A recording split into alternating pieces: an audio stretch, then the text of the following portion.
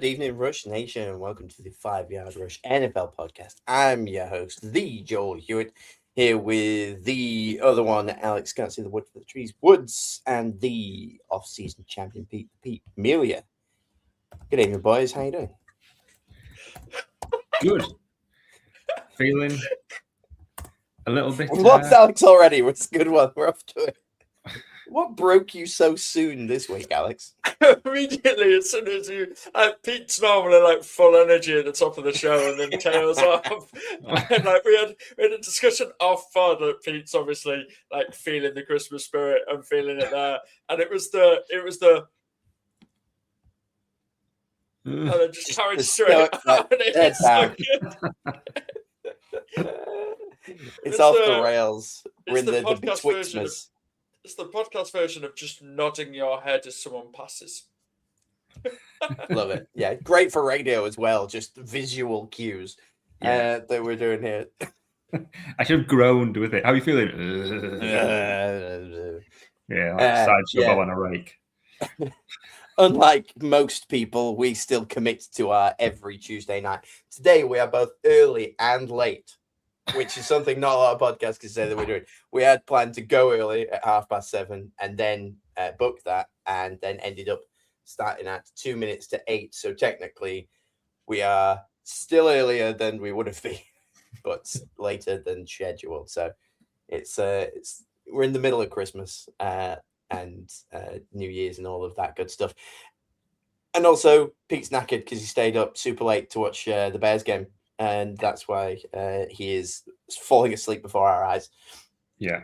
2 days ago, still recovering, but well worth it. Such is being 40-something, my friend. Yes. But yeah, so we are essentially just going to talk a lot about what's going to happen in Week 18 with the playoffs and everything. We've got a little bit of news to go through. It might be a bit of a shorter one. It depends if Pete falls unconscious or not. Anyway, let's kick it off some news. Yes, sir. News from the underground. I'm kicking it off because we weren't even going to do a news section. And then about an hour or so before we were set to go live, I spotted that some Hall of Fame finalists had been announced. And I got a little giddy. And plugged it in there anyway, and that led to us having a few pieces of news. So rather than it just being Pete listing off people that are hurt, I thought we'd have some good ones. So my favorite wide receiver of all time, I don't wear jerseys on it very often. I find it maybe a bit much, but Larry Fitzgerald, Hall of Famer, clearly first ballot. Get him chucked in there. Love that. Drew Brees, favorite QB of all time as well. Saints fans, that's really cool. I've drafted Frank Gore. I've drafted Jason Witten. All of the people that are in my fantasy drafts from years gone by are now Hall of Famers, which says a lot about my age, I guess, at the ripe age of 41. Eli Manning, second year for Eli Manning, but Luke Kuechly, Terrell Suggs, Alan Vinatieri, Michelle Yonder, I'm not familiar with. This is their second time all getting. Or is it second year of eligibility? Second year of eligibility, yeah. Yeah, not second time that been nominated. And then going down the list, Jari Evans, Kevin Williams, Reggie Wayne, God bless him. He's not dead, I just think he's cool. Torrey Holt, Willie Anderson, and Darren Woodson. Is this the 18th year since Darren Woodson retired that he's available for the Hall of Fame? Oh, boy, just come on now. Yeah, just get it done. 18 long years. He's like, come on, baby. I would like it to be the 18th time they've put him on this list, and they just keep doing it to troll him and be like, "Nah, mate, it's just maybe this year." No. So yeah, I was super pleased to see Fitz and Breeze on there, especially. Anyone pop out for anybody on there? Anyone not Hall of Fame worthy? I'm not gonna retread the Eli conversation. Go back to podcast 4. I think it was of ours. So. Yeah, I think we've got to talk about Frank Gore. I think is the interesting one. The numbers are there. That's just he's like the Hall of Durability, because to put up those numbers and to be playing for 15 years as a running back, I think he gets in because of the numbers. But I don't He's no way first rounder, first balloter. And I think he's going to be one that then just is on that list for ages until enough time has passed that then starts to be a groundswell of, come on, this is ridiculous. He should be in there now. I can't see him getting in first ballot. I don't know if you think the same. No other headline like running backs though. I know there doesn't have to be, but nice to mix it up. Yeah, but they've got a few key wide receivers who were probably better at their peak. Were certainly better at their peak than Frank Gore was. I would say Frank Gore's better than Jason Witten. Really? Yeah, Jason Witten was overshadowed by Gronk, Jimmy Graham. Like, he wasn't even the best tight end when he was playing. He was playing around the same time as Atlanta Falcons. Yeah. Come on. Hernandez. Not Hernandez. No. No, Hernandez. Tony's tired. Yeah. Gonzalez. Yeah, Tony Gonzalez. Yeah, Tony Gonzalez. Yeah. So, like, Jason Witten was surrounded by all of those people. Also, like, Tony Romo was, like, chucking to him. I don't think Tony Romo is really a Hall of Famer. I appreciate the time that he had there, but he didn't really move the needle for me. So, yeah. Yeah. Maybe not Jason Witten's year. No.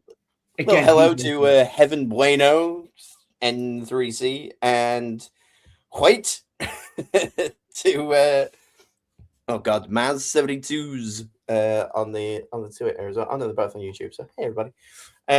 But yeah, so I think I could drop Jason Witten from there, and that's why I would keep Frank Gore. I liked Terrell Suggs in Ballers with The Rock. Yeah. So I think he should be in the Hall of Fame just for that performance alone. He was good. I hated Luke Kuechly as a human being, but God, was he a good player. I just remember him on Hard Knocks being like the schoolyard bully, and I just despised every second he was on TV. But the second you put him on the field, regardless of whether or not I like the Panthers at the time, Luke Kuechly, I'm surprised that this is his second year of eligibility. I think you said it before we started. I was convinced that this is the first time that he's been eligible. So, yeah, it's a good one out there. Yeah, I think the only thing I would say with Witten is he's the second all-time for receiving yards as a tight end. Again, it's a lot of that's a numbers game, but he's second only to Tony Gonzalez. More receiving yards than Kelsey, than Gronk, than Antonio Gates, than Shannon Sharp, playing Greg Olsen, Jimmy Graham, all of them. So I think he's getting in, but yeah, maybe not our first year. Yeah, and I suppose it's the Hall of Fame should be on individual performance and not like win-loss or playoffs or whether or not you won a Super Bowl. It should be how good you were at that position. So I can understand that, but like he was never in the playoffs as far as I remember. Playoff appearances have got to be pretty low because I don't recall the Cowboys being in much in the past like 20 odd years. So yeah, they go that. Adam Vinatieri though, God bless him, which is kind of strange because he was playing in. I feel like he was playing last week. I'm certain Vinatieri. It's not been 5 years. It's bonkers, isn't it? It's bonkers that it has been 6. Well, 6 in his case. Yeah. That confused me because I'm sure it wasn't. It felt like he was playing 2-3 years ago. Yeah, I remember seeing him being like a silver fox on the field, and that's the first time I truly seen like a proper full-on grey dude like out there kicking the ball, and I was like, God bless him, well done you. And flash forward 6 years, and then finally like give him a shot the whole time. So God knows what he is now. I assume Zimmer frame, like just proper, like they'll have to have a nice young lady escort him on stage if they get him into that. Yeah, it's cool. Cool news story. We don't get a lot of that. Now let's break it down. It's not a good day to be a Diggs.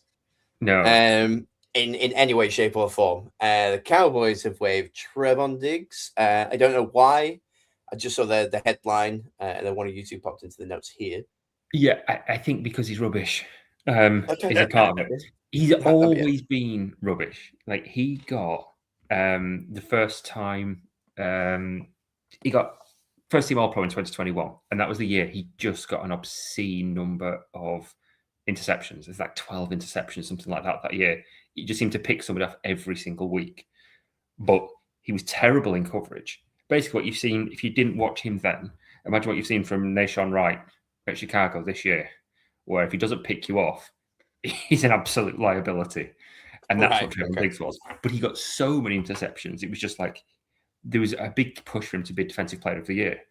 But now that he's not getting interceptions, he's not doing anything. He's a bollard. So yeah, it'd be interesting to see. I was saying that it'd be interesting to see who picks him up off waivers, and I wouldn't be surprised if it's the Bears, just because Kyle Gordon's still out injured. Al Harris was his DB coordinator in 2021. He plays that ball hawk defense, and it's an easy one to plug in and play if they need a one body over the playoff period. So I think he would be that would seem like a nice match. But I also imagine there's quite a few teams that go, actually, we need somebody there. Yeah, fair enough. And we've said it year on year that it's often just about depth when it comes to the playoffs as well. So have him and not need him, then need him and not have him. There's also the fact of having him and stopping somebody else from being able to have him isn't going to be the worst thing in the world. Yeah, he's not like the greatest player, but like, do you really want somebody else to have the depth that you could possibly have? So yeah, it'll probably get snapped up, but that'll be interesting. The opposite of snapped up, Stephon Diggs. Quote, I think Alex wrote this, another assault. Let me just bring up the allegedly banner because they've kept him on the squad for now. So Stephon Diggs, another assault. I think I read that he slapped somebody on December the 2nd, the day after the Patriots win. And that's as far as I read. I was just like, oh, I did see the statement from the Patriots saying, basically, he told us about it. He says that he didn't do it. We stand by him. So we'll see if that pans out. Clearly, they don't want to say they don't want to lose him with the playoffs coming in and all of that stuff. I think if they were out of the playoffs, that statement would have been very differently. It's just an unfortunate timing thing. If they want to innocent until proven guilty, sometimes teams just go the opposite way on it, but not the New England Patriots, the darlings of the AFC. Yeah, you just need to keep him under wraps for a month. Just like as long as you don't charge him till February 10th, right? That's fine. We'll deal with it then. Well, so it's not just for a little slap. He also strangled the dude. All right. So so it's that the NFL rumor mill is that Diggs's lawyers absolutely livid because there was an agreement that this would be kept under wraps till after the season, and it's just seen as a plaudit from the dude that he strangled and beat up allegedly, that it's a cash grab so that they can settle quicker with the pressure of first suspension and all this. Because if they settle it quickly and give him a bunch of money and go, oh, I'm sorry, here's a bunch of money, then he might not get suspended by the NFL till next season. Okay. I mean, it makes sense. I'm not having a lot of sympathy for Diggs and his lawyer here. No. What he's allegedly done is accurate. The one thing that they're also all saying and doing that is that for this alleged incident, Diggs was never arrested. Right. So these charges have just come out of the blue, and the dude's now obviously we're all within his rights to go, hey, that guy strangled and beat me up. Can someone do something about it? But it wasn't immediately reported, which is sending off some red flags in other people's communities. Yeah. Yeah. I appreciate the guy coming out and doing it just to mess with the Patriots, though. I'm hoping that he's like a fan of a different like he's a Broncos fan or something like that. And he's like, this will throw the cat amongst the pigeons, won't it? Like, as he was being like choked out by Stephon Diggs, he was like, I'm just going to hold on to this news until December the 30th. Oh boy. It's like the second worst thing that's happened to Stephon Diggs this week. And the news story would have been all about how his girlfriend / fiance / human being, I don't know what their relationship status is. I also don't care. Cardi B left halfway through the game on Sunday. because it was, I quote, too cold. I mean, she's heavily pregnant, isn't she? So I'm not going to. I'm not going to give her a hard time for it. Yeah. Didn't he knock up somebody else as well? Isn't he expecting, or has he just had? Basically, I think he's like got 2 kids on the way to 2 different bits. I'm just going to keep allegedly out there. I'm pretty certain that Diggs has been. It's not Tyreek Hill. Not great. No, that's Tyreek. He's working on it. Yeah, he's trying to get a kid in every state. He's like a stamp collector. We'll see at the end of year awards who gets the Tyreek Hill award, the Offensive Rookie of the Year, the Tyreek Hill award, Well-Paid Man of the Year. Just see who's knocked up more women than playoff appearances. So Offensive Human Being of the Year award will always be Ryan Fitzgerald. God bless him. Right, Washington tight end, Steelers broken arm. This was written by a half-asleep human being, I think. Who? No, that was Daniel Washington. I'm assuming you mean, yeah. Yeah, Daniel Washington broke his arm for the Steelers. He's out. Oh, okay. Thank you. Big piece ahead of their huge game on Sunday. Yeah. And he is an enormous human being. He's so important to them just for keeping a static Aaron Rodgers upright and helping with that run game. So, yeah, that's a big loss for them. Yeah, possibly will be. Now is not the time to just be out there breaking arms. Silly move. Yeah. What a daft lad. Right, we've snuck straight through the news. Let's get just onto the topic of the week.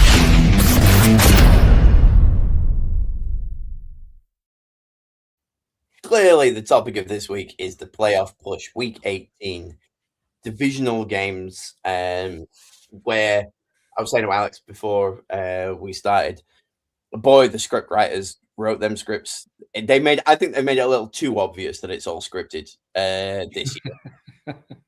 The games that we're talking about in Week 18, where, a couple of years ago, it would get to Week 17, obviously, before there was the 18th game, and no starters would play. I would go without watching a game on Week 17. So clearly they needed to amp up the drama, and by adding the 18th week and making that a guaranteed divisional battle, you've actually done quite the work, because there are not just like ins and outs of playoffs going, but positions and where like people can fall and whatnot. I think if we kind of like find this a little bit with like, what we want to see from this week, I'm just going to go straight out and say the Seahawks 49ers happen to be the last game of the season, and its winner gets the bye week and home field advantage for the playoffs. Are you absolutely kidding me? You can't write that. That's too obvious. You in the writer's room, you're going, "Hey, boss, I've got this." It's like, come on, they're gonna be on to us here. You can't do this. You can't just like drop that kind of noise. So, 2 phenomenally good teams this season are like battling just for that first thing, and they're in the same division. What the hell? I cannot wait. That is the one to watch for me. Oh, I guess briefly, did anybody win any fantasy championships? I'm 0 for 3. I mean, I throw a lot of darts when I play fantasy football. So I think I had like 29 leagues across different formats. I got to 2 finals this year. It was quite a bad year for me. But I got to 2 finals and won them both. So that was good. Yeah. One of them... Say again? Oh, no, right. Go on. One of them what? One of them, I was up against Derrick Henry and Chase Brown and thought I was going to get battered. But then I had loads of players from the 49ers Bears game in. So I had Colston Loveland, DeAndre Swift, CMC, and Brock Purdy. And they just went ham. And when it's point per first down as well for running backs, it just, that one was good. And then the other one, I needed Bijan and Blake Corum to outscore Puka by 27 points. And I wasn't optimistic. And then Puka did nothing. And I got 52 points from Bijan. Jesus. And I was like, oh, wow, okay, I've won. Woo! So that worked really nicely for me. Running backs matter. Alex, get over. I didn't even make the playoffs in my 2 leagues. because Derrick Henry did absolutely nothing until the actual fantasy playoffs. So there are players that screw you out of a season and you never draft them again. Derrick Henry is now on that list. Look, as you know, I've said for I think it's about 4 years now, Derrick Henry is washed. So who is the person that knocked me out of the final that I wanted to win? Derrick Henry. Who had Derrick Henry in that league and traded him away 4 years ago because he was washed? Me. So I traded it to the guy that knocked me out of the final this year. So well done, mate. I'll see you at Damon's, and that's the dynasty one where the winner gets a dinner paid for by everybody else. So we're going for American style ribs at a place near Lincoln, which is quite nice. And so yeah, tried to trade you Derrick Henry back at the beginning of the season. You said no. On August the 20th, he posted on the group, is anybody wanting to trade Derrick Henry? And today I asked him if the offer was still open. I thought, you never know. I can switch the points across. And he started Brock Purdy, who at the beginning of the season, I was like, I think Brock Purdy's going to be the fancy QB that I would quite like to go for. Did nothing. I was like, oh, dodged a bullet there. Done perfectly fine with everybody else. And then what happens? Brock Purdy just knocks out like 40-something points. So I was very, very rarely going to like have a shot there. But yeah. So yeah, that's why you don't come to us for fantasy advice. You go to Murph on a Thursday with the flagship show. You come here for Disney references and people just saying that people are washed when they're not, and all that kind of good stuff. So, who wants to like give me a weird playoff scenario? Do we want to bring anything up? I'll tell you what. Like while we're talking, I'll bring up the stage. The current playoff bracket is looking pretty tasty, but that could all change. Yeah. I mean, do you want to blitz the ones that are kind of done, that we can just get them out of the way quickly and then just focus on the big ones? Or do you want to do it? Yeah, go for it. Okay. Let's obviously go with let's do NFC North, just because that was quite a fun one at the weekend. Everybody that needed to win lost, and the team that probably should have lost won. So the Lions lost, which cost them the postseason. Then the Packers lost, which cost them a chance for the division title. Then the Bears lost, which cost them a chance for the 1 seed. But the Vikings won, which cost them a better draft pick, which is all that they really can get at this point. Anyway, so that one's done. The Packers are now locked in as the 7th seed. They can't be anything but the 7th seed. Bears are currently the 2nd, but if they lose and the Eagles win, the Eagles will get the 2nd seed and the Bears will get the 3rd seed. And that's as much as it is. An extra week of home field advantage, potentially, is as much as that comes there. And at the same time, if you look at the NFC East as well, that one was already a foregone conclusion. The Eagles scraping by the Bills, and that barnstormer 13-12 game has kept their hopes of the 2 seed alive, and they will win at the weekend. I'm sure of it. But that's pretty much it for them too. The North and the East are not of interest in the NFC. It's all about the South and the West. Yeah, well, just looking at this NFC playoff picture that I stole from ESPN, the Eagles are guaranteed to make the playoffs and guaranteed to win the division. So I assume they're benching some people this week. I don't think there's going to be much like shifting around that can happen for them. Like I said, it's just if they want that 2 seed, and it's whether if they think I'd rather face an injured Packers or the Rams is the difference between 2 and 3. Yeah, probably want to go up against the Packers, which at the moment your boys are there, aren't they? It's the Bears, Packers, and Bears have got Bears have got the head-to-head over the Eagles, but they've got the same result, the same record. So it just depends on who wins. So Eagles need to win and hope the Bears lose. Interesting. So, but yeah, like should be a decent couple of games. I think you guys got Detroit, and I didn't see who the Eagles are playing. Washington. Okay. I assume Detroit are not playing for anything, but Dan Campbell, he's not going to let anybody just He's not going to sit his starters, is he? No, they're going to play to beat Ben Johnson as well. Of course. That's the narrative from their point of view. Our head coach is better than the guy that left. Is what it will be, and they've got that kind of point to prove that they're not all about Ben Johnson. But that's it. It's pride, and that's it. But when you're Lions, pride's important. Oh, there he is. There he is. Somebody's had a Red Bull.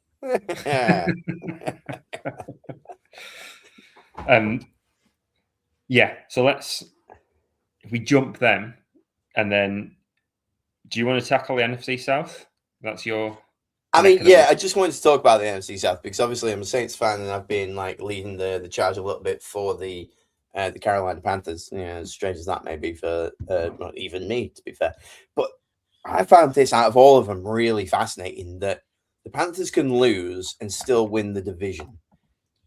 Because if they lose, Tampa Bay will also have an 8-9 record, which means Tampa Bay would go ahead of Carolina. But if the Falcons win, they also have an 8-9 record, which means the first, second, third place in the NFC South all have a losing record. Hilarious.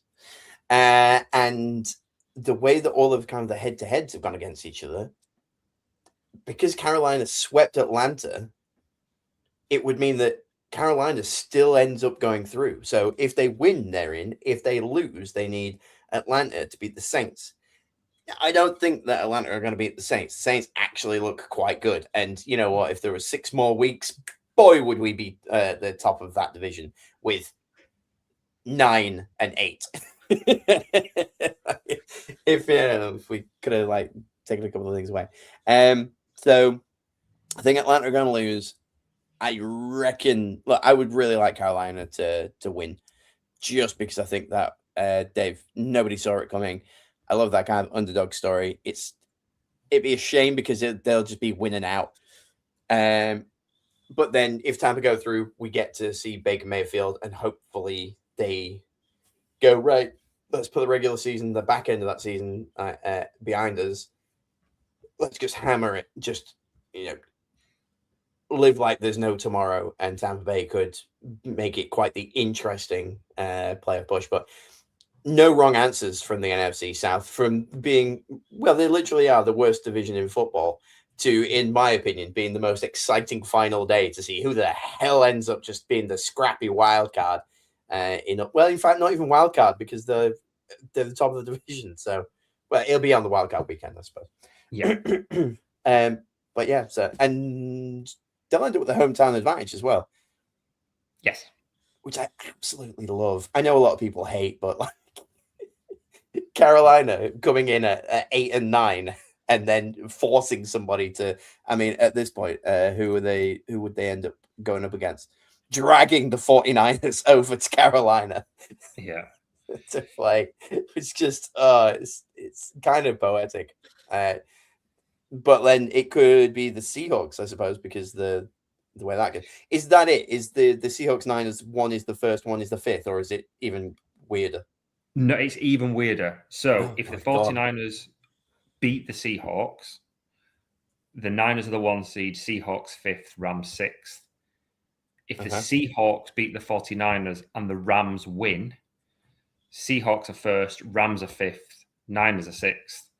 And if the Seahawks win and the Rams lose, Seahawks are 1st, Niners are 5th, and Rams are 6th. So that 5th and 6th seed is either going to be Rams and Niners, Rams and Seahawks, or Niners and Rams the other way around. So in that game, as the 4th home team, they're going to be facing either anybody. They could literally be facing anybody. Well, Andrew S1H thinks the Seattle are going to win it all. So win out of the weekend, get your bye week, like carry on regardless. Niners get dragged over to Carolina. Now would be the good time to mention the Pope thing. Yeah. Oh, yeah. I don't think I put into the screenshot because I found it like a late last minute, but I'm just going to bring up our like WhatsApp group and I'll talk people through it. So Credit to, I think it's NFL memes who put this one up. But in 2005, a new pope was elected, and the Seahawks went on to win 13 games and make it to the Super Bowl. In 2013, a new pope was elected, and the Seahawks won 13 games and went on to the Super Bowl, which they won. It's 2025. A new pope has been elected. The Seahawks have 13 wins, and so we could, divine intervention steps in, but then there's obviously the conflict of interest where the Pope, being a Bears fan, puts the two at kind of odds. So I am a little worried for what looks to be a really good run for new popes. Is this like when you put butter on the back of a cat and it can't land on its feet and it can't land on its butter side down, so it just spins? Perpetual motion. Yeah. We need to start calling the RSPCA here. I say it like I do that all the time. Yeah. It's like, I see a cat, I immediately go in my house, grab a butter knife, my butter dish, and run out. Well, you have to butter the toast first, Alex. It's not butter always lands butter side down. Butter toast always lands butter side down. So the chances are that you've got to get back in, do some toast sufficiently to butter it, to then attach it to a cat and then drop them from a height. Who's calling the RSPCA now? I'm calling like food standards on you for chucking butter on cats. Yeah.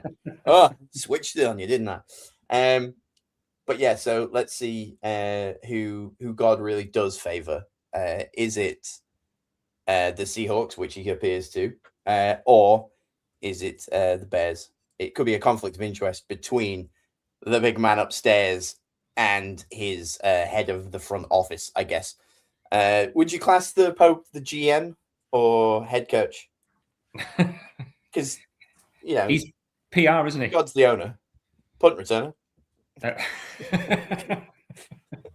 I could see it. He looks pretty sprightly. So if it's the Seahawks Bears in the NFC title game, do the Bears reach out and invite the Pope? Yeah. To the Seahawks. He gets 2 letters through on the same day, like, oh, monsieur. And he's like, uh-oh. And they're like, what? Oh, Sophie's choice. He does the coin toss in the beginning, and then you know who's won. Oh, whoever wins the coin toss wins the game. I was going to bring him out during the halftime show, to be fair, in the Pope Mobile, just have him like raise up from with like smoke and stuff. Like, that'd be cool. That would be very cool. Halftime show. Who knew we would get like 5 solid minutes talking about the Pope on an NFL podcast in the UK? Pete Texas being like, let's just keep this one short, shall we? Absolutely not. Derailed it already. Like, we can't be nice to save our lives. Yeah. Like, talk to me. So I've mentioned about the NFC South and how great that is, and that's the one that I'm watching. I'm watching Carolina against Tampa just to see who the hell ends up in that one. And Alex, what you got your eye on? What do you like in this weird like playoff push that we've got in Week 18? We have to go over to the AFC South because the Texans' rise is the most boring thing about this division possibly being won. Because the Jaguars could win the division title with a win or just a Texans loss. The 1 seed with a win and the Broncos loss, but they also need the Patriots to lose as well. It's one of those. So the Patriots and Broncos lose. And the Jaguars win, they get the 1 seed.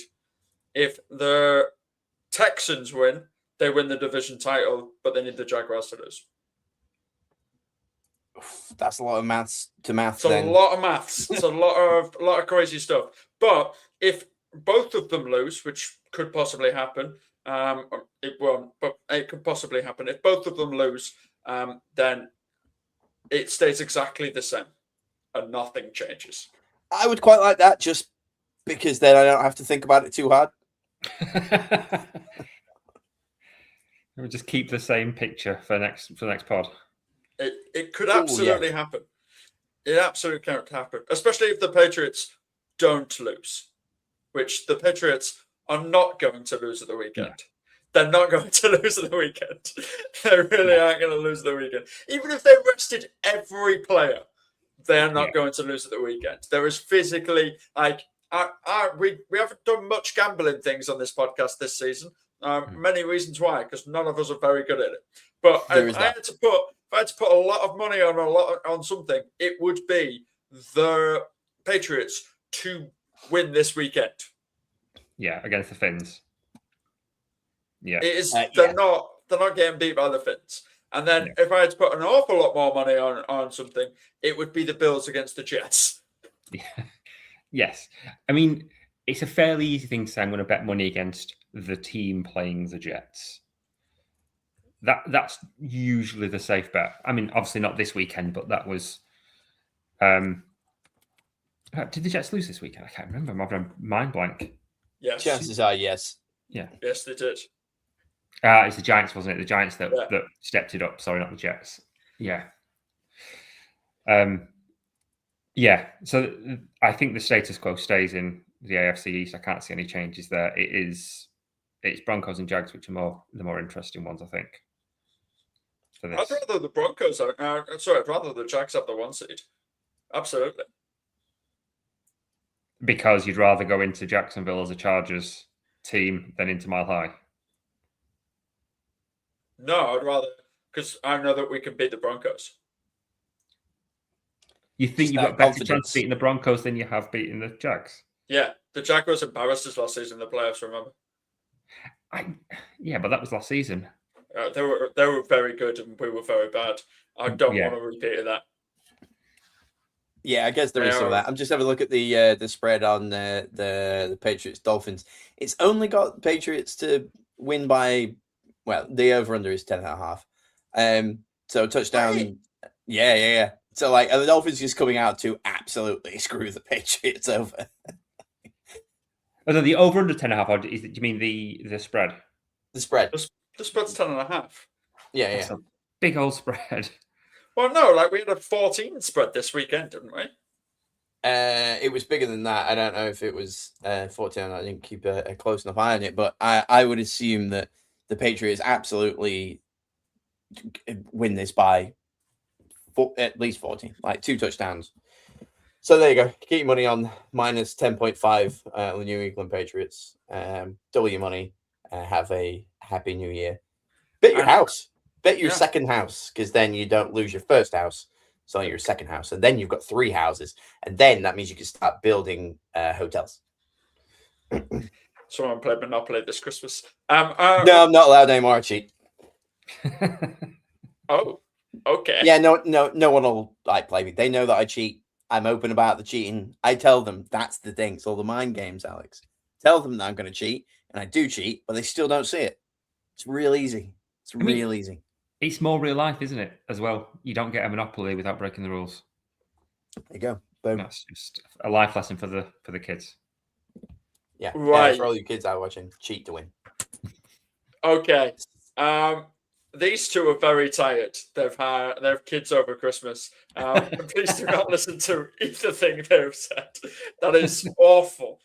It's giving like Love Actually, like, kids, don't do drugs. Become a rock star again for free. Like, it's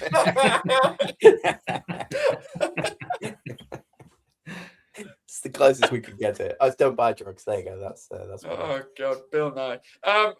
You've talked about the Patriots. Their division's pretty boring, to be honest with you. Yeah, kind of. They can get the 1 seed if the Broncos get beat. Yeah, that's it. Yeah, and who had the Broncos? Broncos playing Chargers, aren't they? Yeah. So if the Chargers lose and the Broncos win, the Chargers are playing the Patriots. That's correct. But if the Chargers win, they're playing the Broncos again. Yes. In not quite back-to-back weeks, but close as. Yes, and then if the Jags win, and the Patriots win, and the Broncos win, it stays exactly the same as it is. Yeah, which is fair enough. Again, I'm happy with it staying as it is. I'm just looking at the current bracket. I think Pittsburgh going to beat the Ravens. I think nice try, Ravens slipping in. By the way, social media moment of the week from actual teams was the Bills, the Browns saying, "We didn't do it for you," which is just the nods to the Ravens. Yeah, like they've still got a chance. Like, we didn't beat them for you. Don't get it twisted. We still don't like you. So yeah, I think this is the line that I would most like to see. I think Pittsburgh, Houston would be great to watch. I think Jags Chargers great to watch. Like both of those. Don't care who goes through. Patriot Bills, happy with one of them being knocked out is where I'm basically at. Like, I would like the Bills to go on and potentially like win the whole thing a little bit more than the Patriots, but I appreciate everything that Vrabel's done with that team. So seeing the Patriots go all the way isn't going to matter to me. I just think that whole AFC, let's not mess around. This is perfectly fine. I think the what is it? Is it just the Ravens have got a chance to spoil it? That's it. Yeah, I don't care. It would be similar to what I was saying about the Panthers getting in and just being like a waste of a playoff spot. At least we get the goodbye like playoff run from Aaron Rodgers, because we all assume that he's gonna hang it up at the end of the season, especially if he can make the playoffs and maybe get a win there, which he won't. And then we'll see the brakes get beat off of him by the Houston defense. Who doesn't want to see that? Just give me that. That's the one, isn't it? Like, I'm looking forward to that so much. I'm so looking forward to that. So this weekend, we're agreed. We're all fans of the Steelers. But then after that, well, let's go Houston. Yeah. Love that. Yeah, like AFC, always more boring when it comes to these things because the same teams basically like make it all the time. It really is like NFC side that is fun. Yeah, with the AFC North, can like one of them just win it? Because it's boring. I love your note. It's a bit more expletive than this, but yeah. Will someone please win this thing in all caps? Yeah. Who do we think is going to win it? The Steelers. Steelers. Yeah. Lamar's not going to be back, is he? Is it going to be still Tyler Huntley? Yeah. Most likely. The crazy thing is, again, the spread here is 3.5. So they reckon it's going to be close, but I don't. The comments that were said this week were we don't see much of a difference in our offense when we have a Lamar like this versus Tyler Huntley. And that was from John Harbaugh. So, like, yeah, that was my first reaction. I was like, oof. Like, he's not going to be a Raven next season. But that statement doesn't help anybody because it's either saying Lamar Jackson has lost a step, so we've got Tyler Huntley, who's as good as a beaten up Lamar Jackson, or which doesn't help Tyler Huntley's confidence at all, or Lamar, you are so bad, you are not as good as Tyler Huntley, which brings him down as well. There is no nice way of saying anything about that whole thing. The only thing that could possibly happen is that Derrick Henry doesn't play a single snap because John Harbaugh's lost his mind. He runs for 216 yards, 4 touchdowns, and then Harbaugh next week just goes, "Yeah, no, Derrick had a really high workload. We're gonna relax him and make sure he's okay and do that lot." And you have a camera pan to the sideline, and Derrick Henry's in a towel with his feet in a foot spa, just relaxing. He's not even suited up. I mean, it's been the approach all season, hasn't it? It's like he saved all his touches for just the Packers game. It's like, oh, maybe you wouldn't have been in 1-and-in in the worst division in the AFC if you'd have just used Derrick Henry more for the last 15 weeks. I love it. Last 15 weeks. Fair enough. For the first 3, that's fine. Don't bother. But then for the next 15, like, could we maybe take all of the carries that you had over all of that time and even them out across every single game instead of giving him them? It's just peaks and troughs, isn't it? Yeah. Like, just even him out with a 1 seed. I might have made the playoffs if he'd done that. Yeah, tell that to I the might have Giants won and my junior owner. bets. Yeah. Yeah, AFC, do better. Do better next year. Although, I mean, they've tried by having the Broncos potentially be the number 1 seed, which is fun. Also, gotta say, could you imagine if somebody had said to you before the start of last season, next year, the top 2 seeds in both the AFC and NFC will be quarterbacked by 3 of the rookies that have just been drafted, and Sam Darnold. It's wild. 3 second-year quarterbacks, and essentially second year of being an actual NFL caliber quarterback as well for Sam Darnold.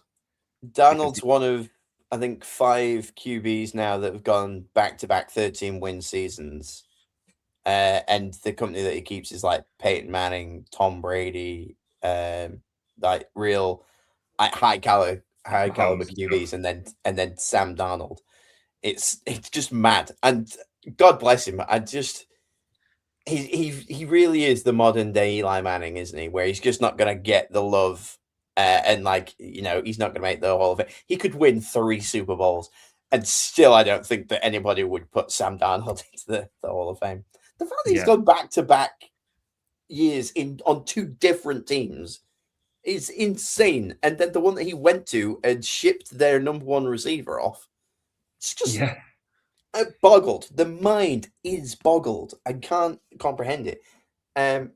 Which is, I just hope the Seahawks go all the way. I like them enough anyway. Cool color scheme. I like their vibe. And Sam Darnold, just God bless him. He dragged me to some playoffs in fantasy as well. He's done his bit for me. Also, that Rivals uniform, just absolute cinema. Beautiful. Love it. If the playoffs were like this, maybe put in the Buccaneers if you wish. Like, who would you now want to go to the Super Bowl? Because our Super Bowl picks are gone. Like, they're not a thing. If you're looking at this playoff bracket, who's your Super Bowl pick? For me, and I do that lot. Who's your Super Bowl pick? Who do we want to, or who do we think will? Because they're very different questions. Let's do both. Yeah, do both. Go on, Pete. Who do you want? I think we know on the NFC. I definitely want Chicago representing the NFC in the Super Bowl. Yeah. That's a given. I'd want Chicago Chargers. Is what I'd want. Because I don't think I could see Mum and Dad fight. To be honest with you, exactly. This would tear me apart. I've said it before. I've got a soft spot for the Chargers. It's an ongoing joke that I'm a secret Chargers fan. That people say that, and yeah, it can just be me v Alex, and it'll be exciting. We'd get battered. It's a good pod. We'd get absolutely battered. It would be a cracking game. What I think is going to happen is I think it's Eagles-Texans. Ooh, and I Eagles-Texans. Yeah, and we have an all-timer like 9 versus 7 Super Bowl. Okay. It's a repeat of the Rams Bengals. Yeah. Seeing as Alex asked the question, I will go next. Having no skin in the game, I've just said I would love to see the Seahawks go all the way through and do it, which is nice, but also the kind of the underdog lover in me goes like Panthers. But I've said from the start of the season that Green Bay should do it. Now, Seahawks versus the Broncos. I want these number 1 seeds. These are 2 of the teams that I've kind of been like talking about. I would love to see that. Who I think is going to happen. I reckon we get Bills, Rams, and that's a pretty tough one for me to say. But also, I think God bless him. I don't think the Bills do it. I'm giving the win to the Rams on that as well. The forever the bridesmaid Buffalo Bills. Go on now. I want it to be Chargers Rams. Snubbed you there, Pete. Sorry, Pete. Sorry. didn't reciprocate at all. Sorry. You're on the SoFi Bowl. Sorry, I really would love it, but no. I want Chargers Rams. I want it to be the Battle of LA, and everyone be like, "Oh, it's going to be that." It'll be like, and they do their own like. what's the NBA call it where they have all the stars? Is it Celebrity Row? Yeah. Something I like think that. so. And then, Oh, what, like on the front row? yeah, Yeah. like the NFL take that completely for the All LA game and just have like a celebrity row of like everyone at the front row of the NFL game in San Francisco. That'd be really great. What I think is going to happen is I think it'll be Jags Seahawks. Jags. I would love a Jags Seahawks. That'd be cool. Like the London Jags, the Union Jags, would be very welcome in that. Seen them a bunch of times. Big fan of their work. Looking pretty cool. I don't see the Jags getting their way through that. I don't see them. I could see them beating the Chargers. I don't see them beating the Broncos. I don't see them beating the Bills. I don't see them beating the Patriots. That's the only thing for me. I don't see them beating the Houston Texans actually either. So They just beat the Broncos 2 weeks ago. Yeah, different beast in the playoffs, isn't it? The Broncos will get the extra week off and all that. Although I've said before, I think the people with the bye week tend to suffer because they lose a bit of momentum. but being That's in my Mile own High judgment. is an advantage, isn't it? Yeah. If they get that, Mile High is a huge advantage. Yeah, for the Jags with their kicker. Well, yes. Just 70 yards every single time. Boom, it's three. You can't stop us. We're just going to keep going. So can I score off a punt? It's like for every time I break the record, I think we should get one more point. It's like, all right. So what is it? Like you got 68, so 69, 70, 71. There we go. Was it Scott Fish? But no, it was the FFCC, wasn't it? The 5-yard rush one where you get more points depending on how far your kick is in a fantasy football. So distance matters and you score more. So kickers ended up being like really, really valuable. And I just didn't draft any. Which I took loads and they all just missed from like 40 yards. So it wasn't a good strategy anyway, mate. So don't worry about it. The only thing I would say is on San Francisco, because they could get the 1 seed. It's going to be interesting because Seahawks' strength is their defense. San Francisco's strength is definitely not their defense, but it's their offense. So those two, it's a really interesting matchup now and going in. And they said on the weekend that Fred Warner thinks he can be back for the NFC Championship game. And that's a massive, massive lift for that 49ers defense as well. So if they can, even on a snap count, he can make a difference. So that could be really interesting for them. I just brought up the tweet from the Underdog NFL on Twitter that Alex put in. So this kind of like breaks down easily. So Niners 1 seed with a win, Seahawks 1 seed with a win. Obviously, we know they're going against each other. Panthers, Buccaneers, we've talked about either the division title or they don't make the playoffs. Bears 2 seed with a win or an Eagles loss. Eagles 2 seed with a win and a Bears loss. That's all very cool. Ravens division title with a win. Steelers with division title and a win. They're against each other. Broncos and Patriots similar to what's up. So it's battling for the 1 seed, but they're obviously against their respective division. Jags is the crazy one, isn't it? So division title with a win or Texans loss. 1 seed with a win and Broncos and Patriots lose. And then Texans division title win and a Jags loss. It's just, man, it's going to be really cool, isn't it? Yeah.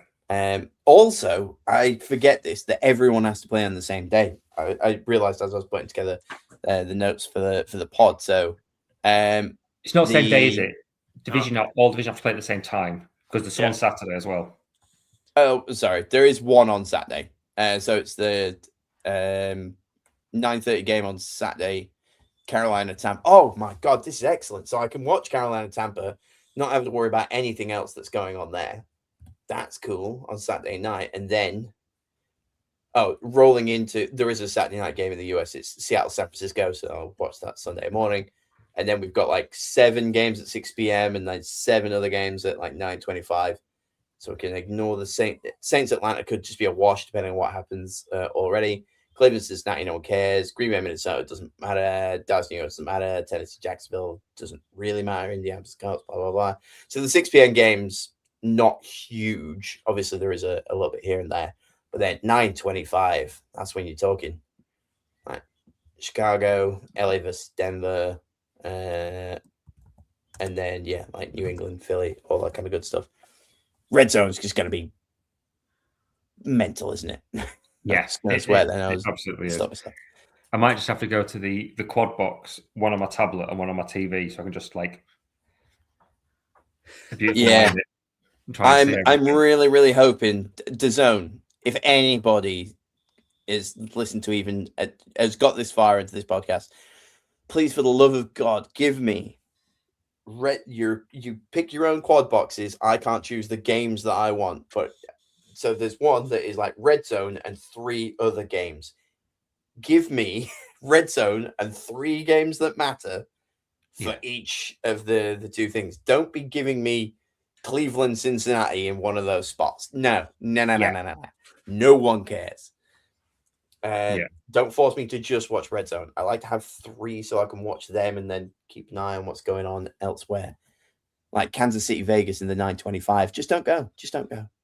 I say they flip a coin. No one cares. Oh, hilariously, Max Crosby, like while the Raiders were playing, posting up clips of him playing basketball perfectly fine, was just absolutely stunning work from him. That was excellent. Like, just God bless him for no, he's injured. He needs to have surgery in the off season. He's so badly beaten. No, I'm not. I'm right. Yeah, he's fine. I'm not buying into this tanking. The one thing we haven't really touched on, but we should do, is the Super Bowl is in San Francisco. So if the 49ers get the 1 seed, are they losing at home? I don't know. If they lost at home all season, and then whoever beats them has already had a playoff game in that building and there, so they can just move all of camp there when they win. Didn't Brady's Bucks? Did they win it in? Yeah, they won it in Tampa. Yeah. There's something cool about. I think the Niners now have the opportunity to have one of the longest, like active single season streaks at home, isn't it? Because they have the opportunity to be the 1 seed to play every single one of their games at home, and then the Super Bowl is at home as well. So and they've done incredibly well in the back end of the season too. So that's interesting and a bit cool. So if they do win, it's Shanahan. He is destined to always lose in the Super Bowl if he gets there. He's a choke artist, isn't he? So he's the Tottenham Hotspur of NFL managers. Yeah. Oof. So you get a Super Bowl bye if you're playing him. Spurs catching strays on the pod. Didn't do anything to hurt us. Like, if anything, they've really helped us out by hosting games. I think you've got to be very careful, Alex, because I'm trying to get us all press passes for next year. We could get upwards of 30 people a week to watch this. Surely, whoever's in charge, bring me Teddy Sheringham. I'm sure he still has something to do with them. He can sort us out. Harry Kane, he's the one, isn't he? He loves his NFL. Kane does. Yeah, we'll do some of that. Let's have a little chat about Pick'em and Flick'em before we go anywhere, shall we?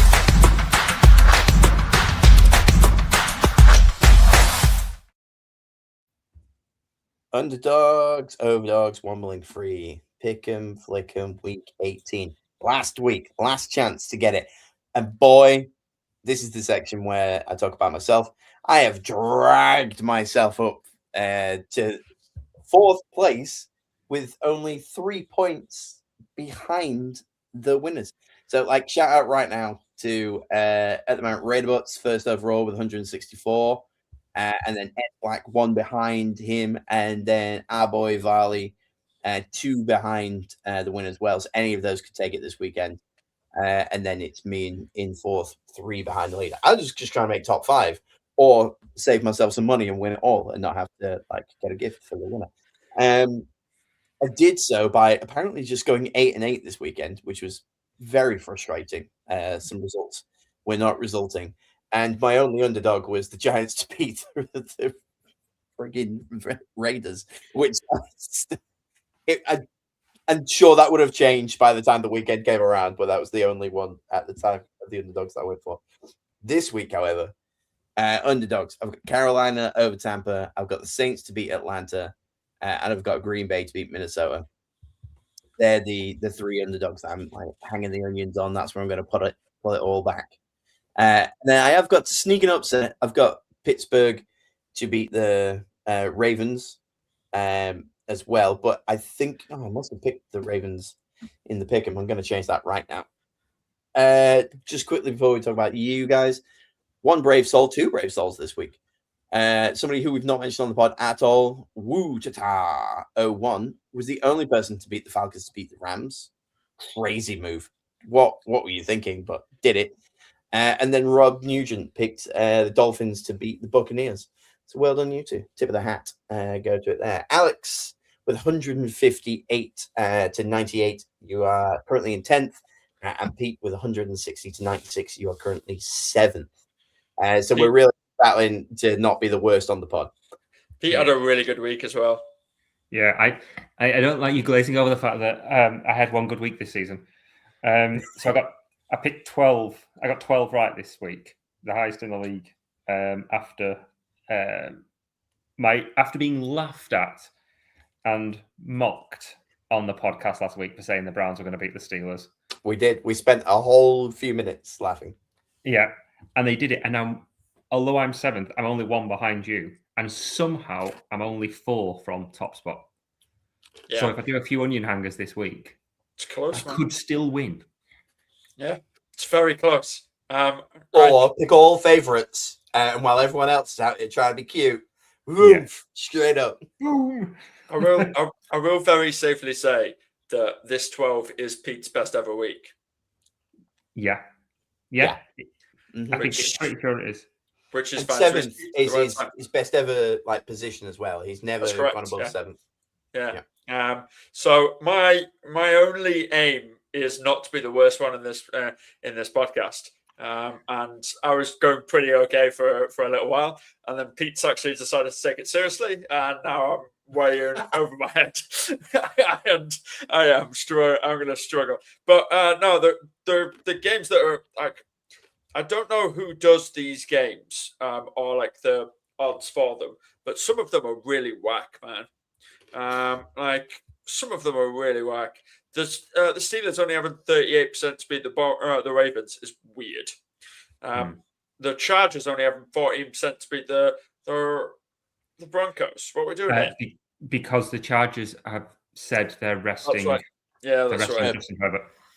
I think that's a red herring. I don't think he's actually going to do that. Are you sure? When he's line's that beat up, do you think he won't just drop him to not get him killed? And he's been playing with a broken arm, hasn't he? Yes, he's been playing with a broken hand.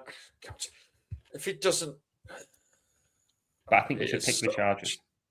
I hate so much. And also Green Bay to be 30% to beat the Vikings really is a weird one. Yeah, I think they're assuming they're going to be resting. There's nothing to play for in Green Bay. I think they might be able to get the 6th seed. I don't think they can. I think it's basically they're 7th seeds. There's nothing to play for. So I think they're assuming they're just going to rest people because they're already banged up. But it is an odd one. But do the Vikings want to ruin their draft pick as well? Apparently so.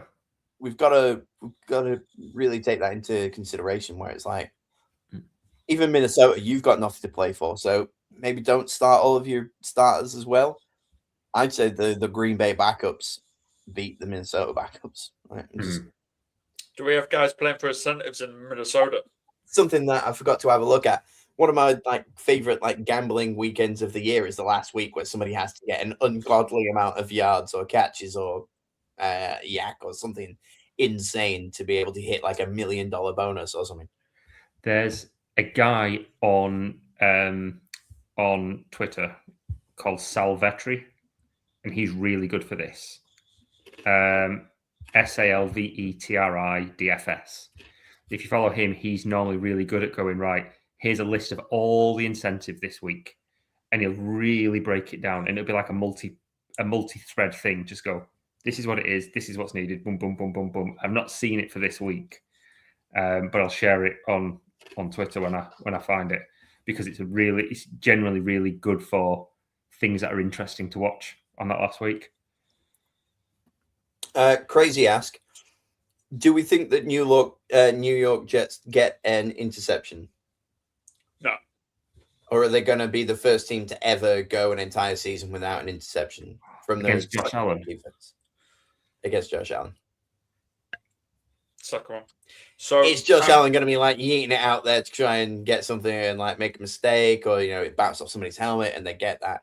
Because I saw that, and I didn't do the maths, but somebody was like, if you bet $1 on the Jets in week 1 to get 0 interceptions, and then rolled over everything you made from that into week 2 and said 0 interceptions and kept going throughout the whole season, by week 16 you'd have had $1.6 million, because the way that it would compound, because 0 interceptions and the odds of a team getting 0 interceptions week on week on week, you could have just gone straight up to like $1.6 million. That's fantastic. I've found some incentives for you, which I think you will enjoy. Let's start with the big one. Stephon Diggs. What's his sentence? He needs 8 catches. 8 catches for $500,000 and 130 yards for $1 million. 8 catches and 140 yards, yeah. And he's facing the Dolphins, so it's a good gap matchup. Yeah, Rico Dowdle needs 7 yards for $100 million and 1 TD for $250,000. Saquon Barkley needs 87 scrimmage yards for $250K. Sam Darnold needs 150 passing yards for $500K and 3 passing TDs for $500K. Marquise Hollywood Brown needs 1 touchdown for $250K. Smash that. Absolute smash that. Like, anytime touchdown scorer, Marquise Brown, smash that. The Chiefs always look after their guys. On 102 yards for $625K. I don't know about that one. Keenan Allen, 11 yards for $250K. Or 6 catches for $750K. He could be making $1 million in that game. Deebo Samuel, he needs 93 yards for $450K, and he needs 10 catches for $450K. So he could have a big game as well. And Tony Pollard for the Titans.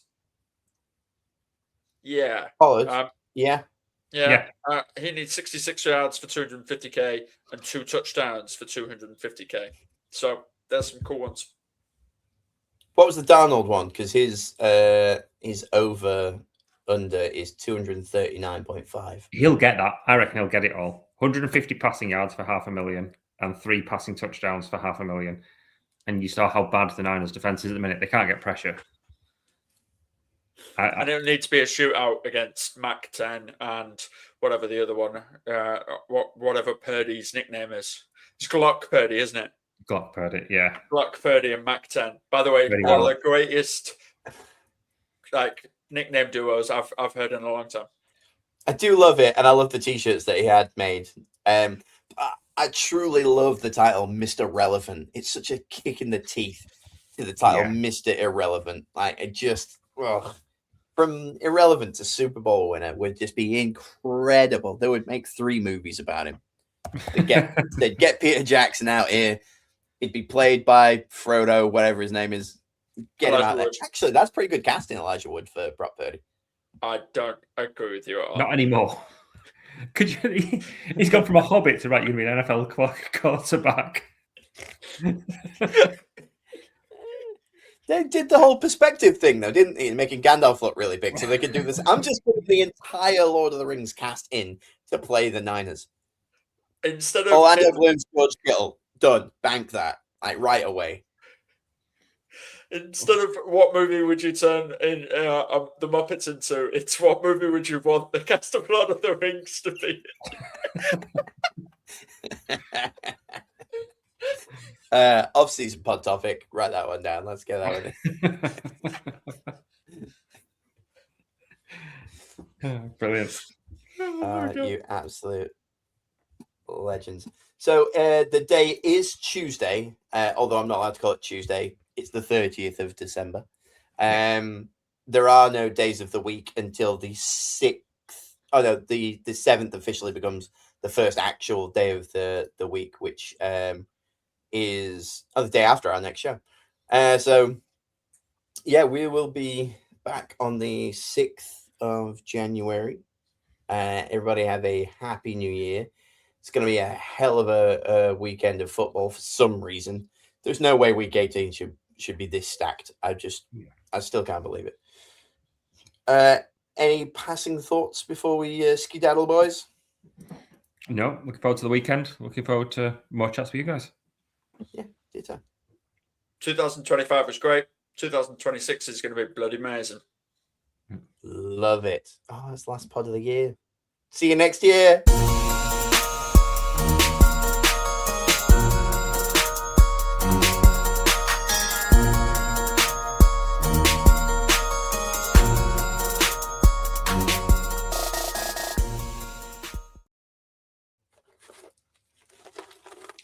I'm going for a twiglet.